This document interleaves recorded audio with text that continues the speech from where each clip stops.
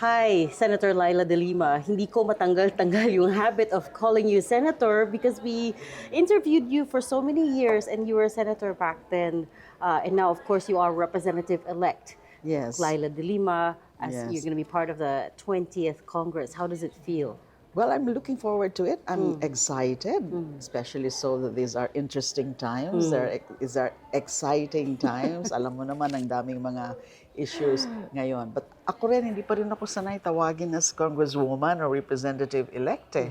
Parang naninibago pa ako. Do you, they're co-equal branches of government, but the dynamic in the House of Representatives is different from Senate. Senate, you're 23.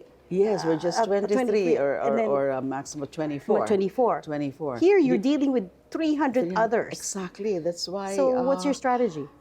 Well, I'm just gonna learn first how to navigate. I'm asking some people. I'm asking my colleagues in the Liberal Party who are members of the House of Representatives, and then of course my two other nominees in the ML party list, because they used to be members of the House of Representatives. So I've been asking for their tips, mga pointers. Ano ba, how is it there? Because since it's just so many, more than 300, we would be dealing with different blocks, power blocks. Yes, we hear there's a lot of horse trading. Horse trading, so it's probably like a jungle there. So ano po yung mga tips that you've gotten? Give us one. First is that you just feel your way around, and then try not to be confrontational at first. You cannot afford to be confrontational at the beginning. Kasi nga baguhan lang, first termer, newbie. So kailangan mo nang makisama rin ng konti, because how can you push for your legislative agenda? Yes. Kung tatarayan mo na lahat o kaya aawayin mo na sila. So let's see. You can't come out all guns blazing. Basically, Exactly. you have to get a lay of the land. Yes. Tapos make some allies. Correct. Interesting, no? But certainly, there are actually allied groups, the progressive groups. Yes, so I expect them to be really allies, even in terms of pushing for our respective legislative agenda. So we'll be corroborating and now collaborating with each other. So kaya lang, syempre, konti lang kami. So we also need the support of other members, even the district representatives, because there are more of them. 20% lang ang party list eh. Diba? And then the rest are actually from various districts. Yes. Well, potentially, baka madagdagan po with Gabriela. Potentially, we don't know yet. But they're gonna... Gabriela. That's good. That's good news, actually. We spoke to COMELEC Chair George Garcia, and he said they are expecting an appeal, and potentially this could go up to the Supreme Court. And so we don't know yet for Gabriela, but potentially another ally. Correct. Hindi pa yan final executory. But since Congresswoman, since you talked about the issues, let's tackle some of the biggest ones to this day. The first is, of course, former President Duterte is still at The Hague, detained, but we're getting reports that his team is going to be applying for interim release based on 4 grounds. Number 1 is he's not a flight risk. Number 2 is he's not going to commit any more. He's not going to tamper with the evidence, or he's not going to endanger the evidence or witnesses. Or endanger, Number 3 is he is not going to commit any more crimes, which the wording in itself is a bit controversial. So is that an admission? And number 4 is humanitarian grounds. Of course, he is 8 years old. I guess you're finding all of this disturbing. Oh yes. I don't think those 4 grounds are valid enough, just enough, to that legitimate enough to really grant their application. Flight risk, how can they say that he's not a flight risk?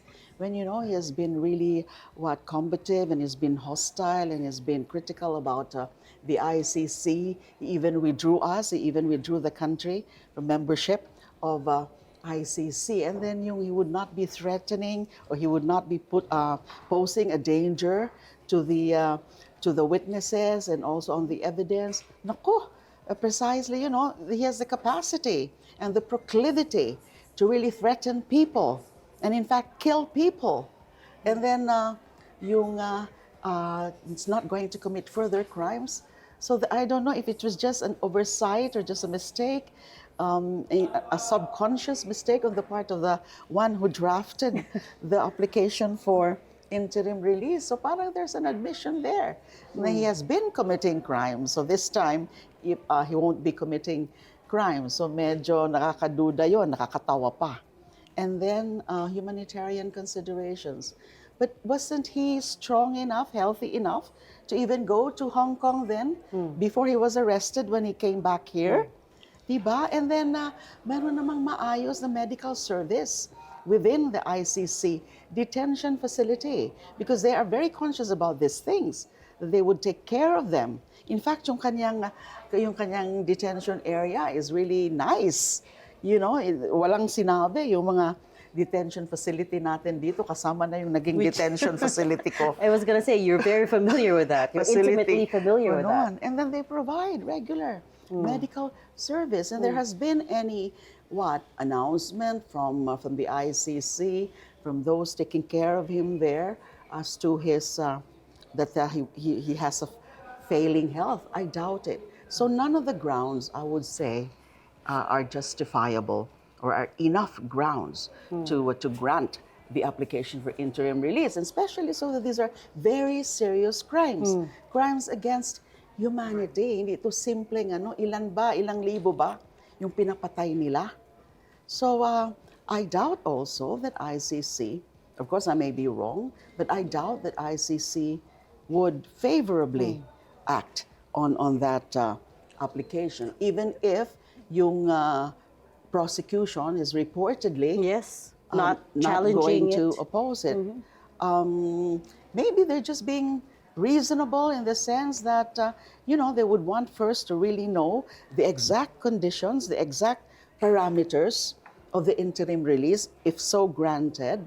And then, syempre, dapat alamin din, ano bang bansa yun na sinasabing. The third-party country that's willing to host him the now. The one that is supposedly willing to host him. So we are also very curious about it. What country is this? It's supposed to be a member state because you cannot offer to host if you're not a member state. So kaya ang Pilipinas hindi pwede kasi and they're not going to bring him back here. Yes, hindi na tayo member state at kasalanan din yan ni former President Duterte kasi siya yung nag-withdraw sa atin from ICC. When you say that you don't believe his interim release, if it gets granted, will endanger the witnesses and the evidence, but I have to point out he's no longer in power. I mean, he's no longer a president. But look at him; he still has influence. He's still very popular. He still has minions, actually, especially in the security forces, the security sector. We can assume na meron pa siyang mga tao dyan, yung mga loyalist sa kanya. He has the capability. He still has that capacity to create trouble, including yung pananakot sa mga witnesses or mga potential witnesses. Let's not underestimate the man. Were you ever contacted by the ICC when they were building up the case to provide evidence, to give a testimony I can against neither Duterte? confirm nor deny that. Oh, it's not on the record, so I wanted to find out directly from you whether you were contacted in prison I at cannot say that. so. I cannot say so. Okay, Yeah, fair enough. Sorry about that. That's okay. But sure, suffice to say, you don't believe he deserves interim release. Oh, definitely. I don't believe. Hindi pa po umuusad ang kaso. The case hasn't moved forward. We haven't even gotten to the confirmation of charges hearing yet. sa Pero you September don't pa lang. believe that No. he deserves interim release? No, I don't believe at all. And I hope the ICC, well, I think they know that. They will have to really assess the situation. They would be careful. We can trust them, the ICC, the pre-trial chamber, to be careful about making such a decision. Yep. Yes. It's quite meaningful that I'm sitting across from you today talking about Duterte, when there was a point in time when we didn't even think that we could ever see you again in person, right? We could only talk to you by phone. Tapos siya naman yung nasa Kaya nga sa The tables preso. have turned. Tables have completely turned. Yes. And now you're also in a position to, I guess, determine the fate of his daughter, Vice President Sara Duterte, because you've been invited to be part of the House prosecution panel for her impeachment. How are you approaching this? And the secondary to that, can you even still be impartial at all, given your history with the Dutertes? Okay.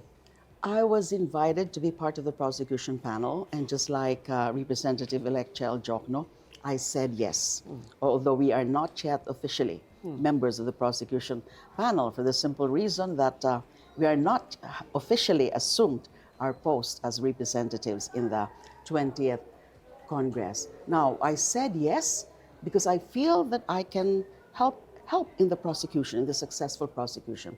And I feel and I think that I don't think the House leadership would have invited me, would have invited Representative-elect Chel Jokno if they do not think that we can be of help. So whatever role that we have to do there, whatever task we would be given in terms of helping build the case and successfully prosecute the respondent, the impeached official, why not? Because if my track record in public service since I was a chairperson of the Commission on Human Rights until I became DOJ Secretary and eventually Senator, I've always fought for truth, justice, and accountability. And I firmly believe that this is all about really upholding the sacrosanct principles in our Constitution, especially truth and accountability. So I'm sure that there are people who are thinking na maybe this is my way of getting back, absolutely. To get back at them, vengefulness and all that. Hindi po ako ganon, hindi po ako vindictive. I just feel that it is a call of duty. It's a moral and legal duty. Since I was invited, and as I said, hindi naman siguro nila ako iimbitahan na maging part ng prosecution panel kung hindi sila naniniwala na makakatulong din ako. So why not? When kailangan talaga lumabas ang katotohanan dyan. Kailangan malaman talaga yan ng taong bayan. Yung ibang mga ebidensya lumabas na ng mga hearings sa House of Representatives. Pero hindi pa yun lahat. Kasi these are serious, impeachable offenses. Hindi ito basta-basta lang na kaya nga merong impeachment na kasi that is applicable only to a small set of high officials, including the president. Na hindi sila basta-basta pwedeng mapaalis unlike other officials. Kasi importante yung kanilang mga posisyon. Pero once you are suspected or you are charged with committing any or some or all of these impeachable offenses, kasama na yung culpable violation of the Constitution, graft and corruption, especially betrayal of public trust, and then high crimes, kailangan sagutin mo yan. Kailangan panagutan mo yan. And therefore, it's only through impeachment. So you're not out for revenge, but is it safe to say at this point you believe she is guilty?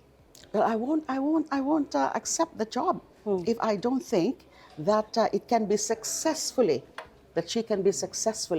prosecuted. Although ang ano naman namin ngayon is that premature pa naman na sasabihin natin, i-convict na yan. No? Kailangan dumaan muna sa trial. And yun lang naman ang hinihingi ng marami. Kaya nga nadismaya ang marami sa ginawa ng Senado. Kasi ang hinihingi lang naman, umpisahan nyo na ang paglilitis. Litisin nyo na, tingnan nyo yung ebidensya, at pagkatapos nun, maghusga kayo, whether conviction or acquittal. Pero please, wag nyo yung gumagawa kayo ng mga kung ano-ano para ma-dribble yan. Ito ang pag-remand pa lang that is already very questionable kasi wala naman talaga yan sa ligang batas. Saka parang kini-question na ngayon ng Senado yung pinakatrabaho ng House of Representatives. Kasi sa Constitution, yung House of Representatives ang may exclusive power authority to initiate at ginawa nila yung trabaho nila by adopting the articles of impeachment at transmit nila sa Senado. So tapos na yung trabaho ng House of Representatives as a body, as a House of Congress. Pero this prosecution panel, ito yung magiging deputies ng House of Representatives para i-prosecute sa Senado bilang impeachment court.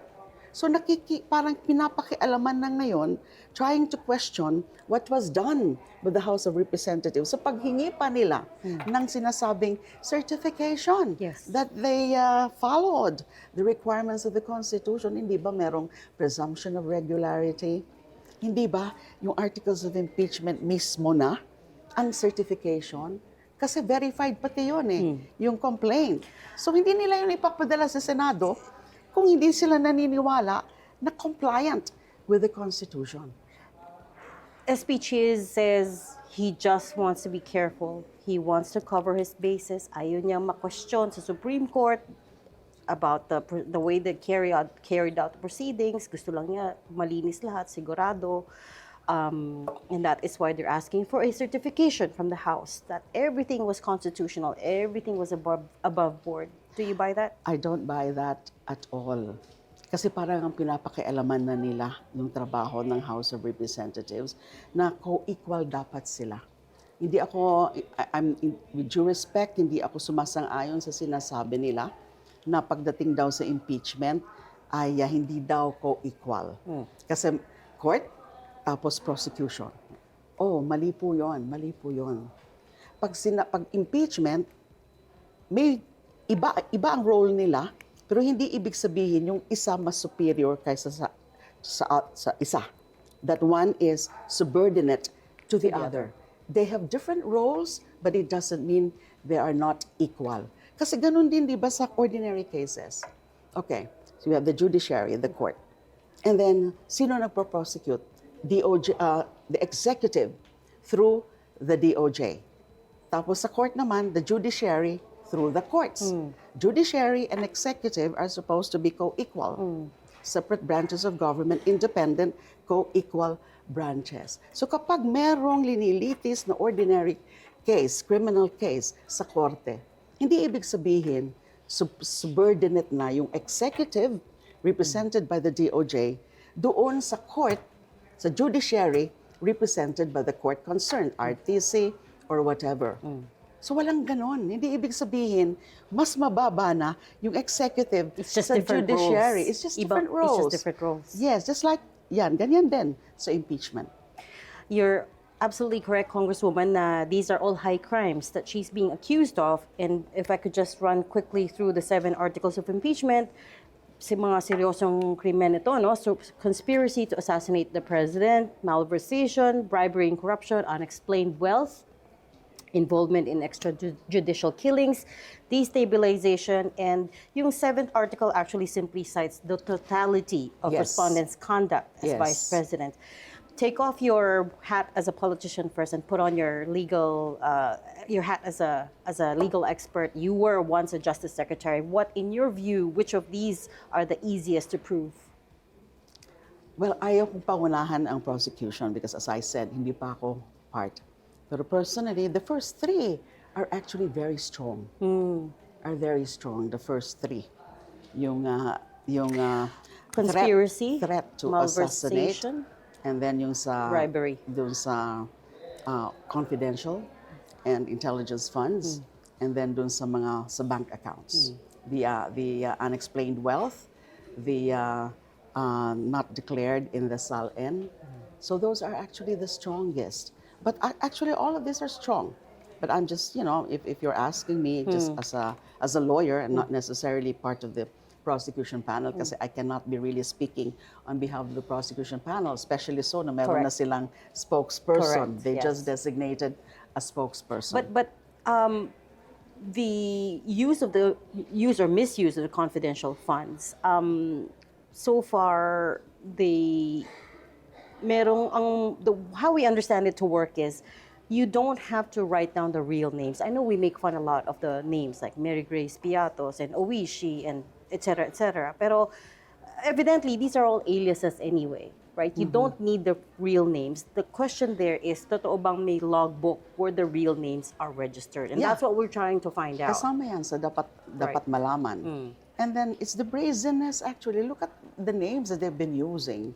Yung mga chichiria, o kaya meron na rin nga sila Chel Jokno, and then si Marian Rivera, and even si Risa. Yes, Meron the Hontiveros celebrities, doon, yeah. and other celebrities. The brazenness itself, the absurdity of those names, what does it tell us? Because it can either only be stupidity, a case of stupidity, or impunity. And But the idea is that those are just aliases anyway. Yeah, right? those are aliases, but you can we don't- connect them to real person is the question. it's up to them to prove it. The defense to prove it. You know, but I know the prosecution has, has knowledge about those things already at this point. I know that the prosecution panel, the current prosecution panel, has been meeting regularly already together with the private prosecutors. Pero hindi pa nga kami kasama doon, Yes. kami ni Fair Representative-elect Chel. And the I forgot what I was gonna ask about it, but yung again coming back to yung Chichirya names, the burden is on them, and you know her legal team has been described as a powerhouse Oh, yes. for Narvasa and Salazar. Yes, no doubt. They have handled a lot of high-profile Yes. cases, right? Does Yes. that worry you at all? No. Well, I don't think the prosecution panel is, but we just have to really, 16 members. yes, 16. But we just have to really, do our best. Just do our best. Mas marami pa sa prosecutors ng House. Yes, yes. But the House, I guess, is prepared. I also wanted to touch on yung legal standard that's required to convict her, because we've been told, and we were listening to this UP law debate, where they said yung standard of evidence required in an impeachment is not the same as a criminal court, Yeah, it's not right? proof It's beyond reasonable doubt. correct. It's not. lower. It's It's lower. less. It's Yeah. it's just sufficient evidence. Sufficient, substantial evidence or preponderance of evidence. Actually, that can change. The Senate as an impeachment court can always adopt certain rules on Oh, that. that can be changed. It can be, well, because that's in the rules. I mean, magiging iba rin. But what is certain about it is it's really lower than the standard in ordinary criminal cases, which is proof beyond reasonable doubt. Kasi in the first place, ang impeachment does not result in criminal penalty. Yes. Meaning no imprisonment, no fine. It's removal and perpetual disqualification from holding office. The cases are separate. It's without prejudice. Whatever is the judgment of the impeachment court would be without prejudice to the filing Right. of separate cases, whether it's criminal, civil, and administrative. So dun mag-a-apply yung mga standards ng evidence as laid down by jurisprudence and by the rules of court. Pero sa impeachment, basta ba, it's something convincing. Correct. But if she survives this, and we don't know how it's going to go because we haven't even started the impeachment proceedings, but if she survives this and does gun for the presidency in 2028, is that something that's playing in the back of your mind? Of course, because if nothing happens, for example, well, if she is acquitted and then, or impeachment is dismissed, the case is dismissed, because that's still a possibility, Yes. because they have tried it anyway initially, diba? So baka ganun na naman, baka somewhere along the line in the course of the trial, meron na naman magkakaroon ng bright idea to dismiss the case. And in fact, we cannot discount the possibility that in the verified answer to be filed by the respondent, baka meron na silang prayer for dismissal dyan. Lalo nang tinelegraph na yan ni Senator Bato sa kanyang... Well, he is trying to get it dismissed. He is. Di ba he was trying to get it yeah. dismissed? Yeah. Nag-introduce na lang ng amendments si Senator Alan Peter. Correct. Because I think they did not anticipate, they were not able to anticipate the public's reaction.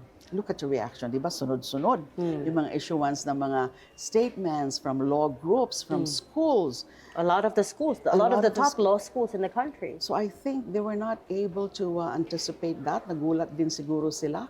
And so parang sort of a semi-Solomonic solution Ganun na lang, pinabalik na lang, instead of magbobotohan na sila doon sa dismissal, the motion for dismissal na final ni Senator Bato.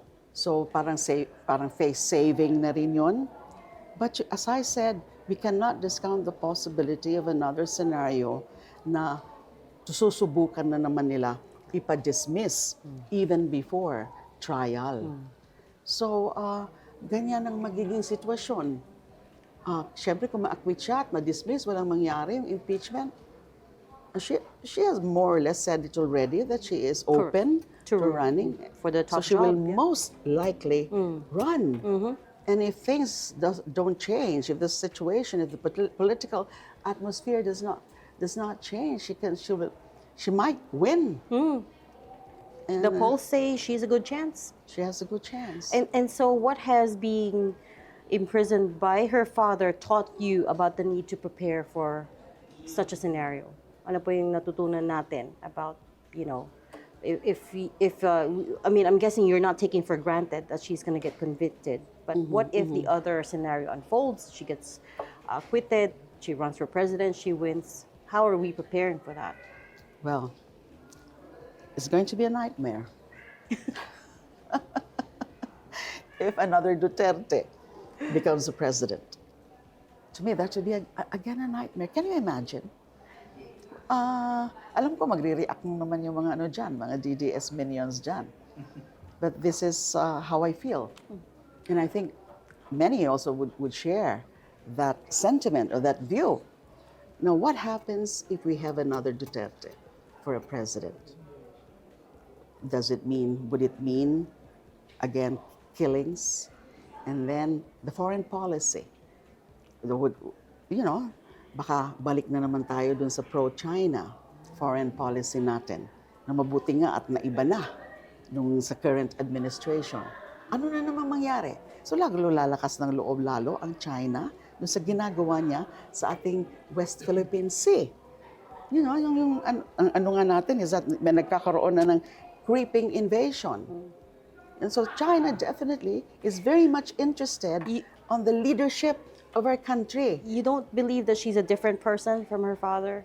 I mean, of course, she's a Duterte, pero she tends to do things her own way din, di ba? Yeah, she has her own ways. But she can be more dangerous. In what way?